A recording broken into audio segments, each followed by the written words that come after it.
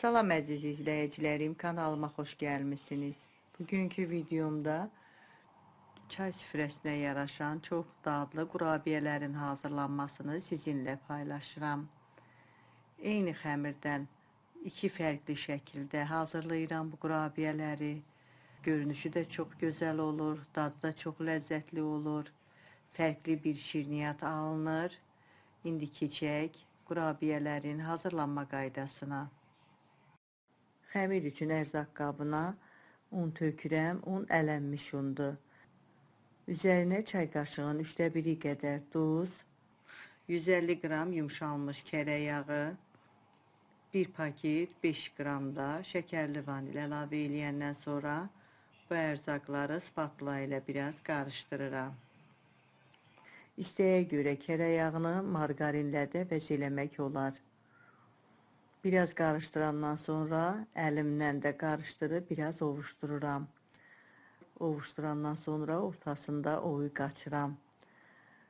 1 ədəd sındırdığım yumurtanı əlavə edirəm. 150 qram xama. Xamanın yağlılığının heç bir fərqi yoxdur. İstəyə görə xamanı qatıqla da vəzələmək olar. 1 çay qaşığı qabartma tozu, 1 çay qaşığı da qarğıdalı nişastası əlavə edəndən sonra bu ərzaqları da qarışdırıb xəmir yoğururam. Ələ yapışmayan bir xəmir olmalıdır. Xəmir üçün 3 stəkan un istifadə elədim. Stəkan ölçüsü 200 ml-dir. Videolarımda həmişə qeyd edirəm. Unun çəkisi növünə görə dəyişə bilər, az ya da çox ola bilər. Xəmiri yoğurandan sonra sonda üzərinə 2 xörək qaşığı süd əlavə edirəm. Xəmiri bir yerə yığıram. Belə gördüyünüz kimi ələ yapışmayan yağlı bərk xəmir alınır. Qurabiyələr iki rənglidir. Biri ağ, bir kakaolu. Kakaolu xəmiri hazırlamaq üçün yoğurduğum xəmiri əvvəlcə 2 bərabər hissəyə bölürəm. Ərzaq qabına 2 xörək qaşığı süd, 1 dolu xörək qaşığı da kakao əlavə edib qarışdırıram. Kəsdiyim xəmir parçalarından birini qaba qoyub, yoğurub kakaolu xəmir hazırlayıram. Belə gördüyünüz kimi kakaolu xəmirim də hazırdır. Hər iki xəmiri üstün örtüb 15 dəqiqəliyə soyuducuya qoyuram. Ayırdığım ağ xəmiri videoda gördüyünüz kimi yağlı kağızın üstünə qoymuşam. Yayıb böyüdürəm. Xəmir yağlı xəmirdir. Əvvəlcə biraz bərk olur, sonra rahatlıqla yayıb böyütmək olur. Hər iki tərəfə doğru yayıb böyüdürəm. Təxminən 2 mm qalınlığında 4 künc şəklində yayma yayıb açıram. Xəmir yağlı xəmir olduğu üçün istənilən şəkli vermək olur. Hər tərəfə də yayıb böyütmək olur. Ağ xəmiri yayandan sonra qoyuram bir kənara. Açdığım yaymaları üst-üstə çevirəcəm. Daha rahat olması üçün ayrı-ayrı yağlı kağızların üstündə yayıb böyüdürəm. Kakaolu xəmiri də eyni qaydada yayıb eyni ölçüdə təxminən 2 mm qalınlığında yayıb genişləndirirəm. Qurabiyənin xəmirinə şəkər tozu vurulmur.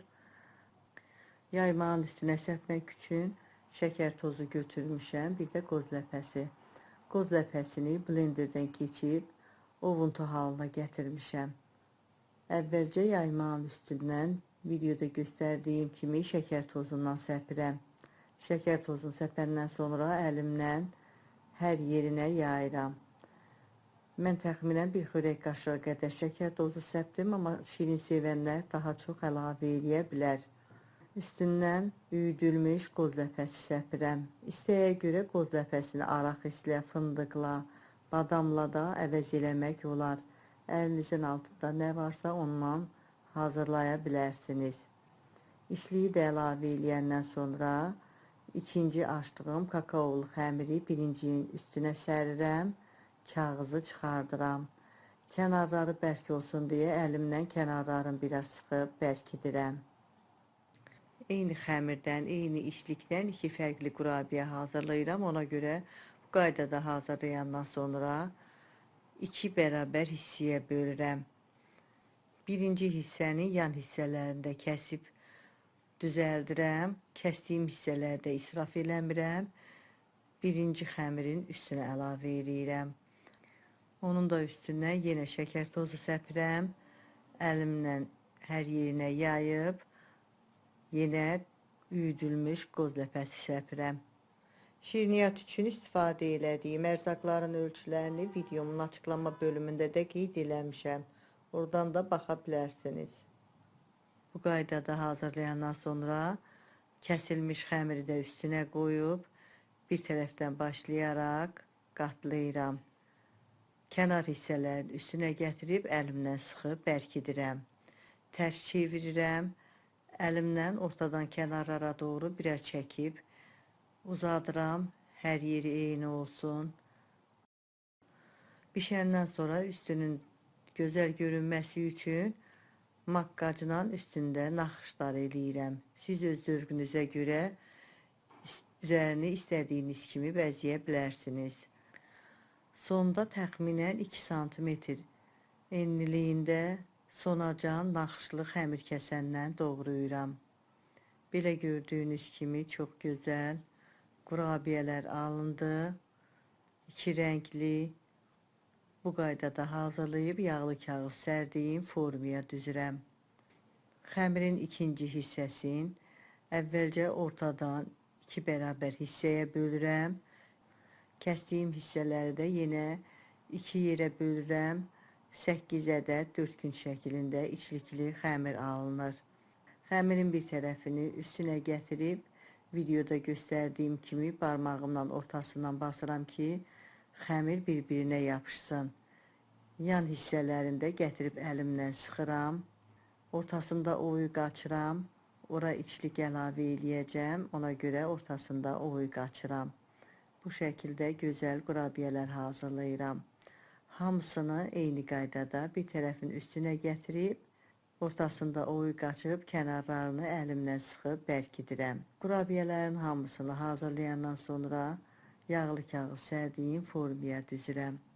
Bişmiş qatlaşmış südü sıxma torbasına yığmışam. Oyu qaçdığım hissələrə əlavə eləyirəm. İstəyə görə bişmiş qatlaşmış südü şokolad yağı ilə, cemlə də əvəz eləmək olar. Sonda üzərinə ayırmış olduğum qoz ləpəsindən səpirəm. Bu qaydada hazırlayandan sonra öncədən qızdırdığım 180 dərəcəlik sobada 15-20 dəqiqə pişirirəm.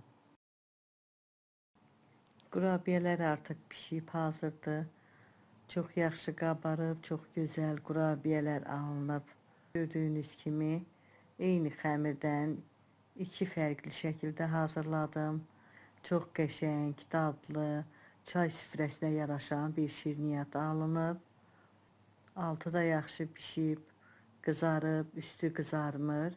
Sobada da çox saxlamaq lazım deyil. Çox qalarsa quru olar. Ona görə altı pişəndən sonra çıxartmaq lazımdır. Kövrək ağızda əriyən bir şirniyyat alınır. Sayacaq olan hər kəsə öncədən nuş olsun deyirəm. Videomu sona qədər izlədiyiniz üçün sizə öz təşəkkürümü bildirirəm. Əgər bu videomda sizin üçün faydalı oldusa, izlədikdən sonra bəyən düyməsini basmağı, dostlarınızla paylaşmağı, şərh bölümündə öz fikirlərinizi mənimlə bölüşməyi unutmayın. Sağ olun, yeni videolarda görüşənədək.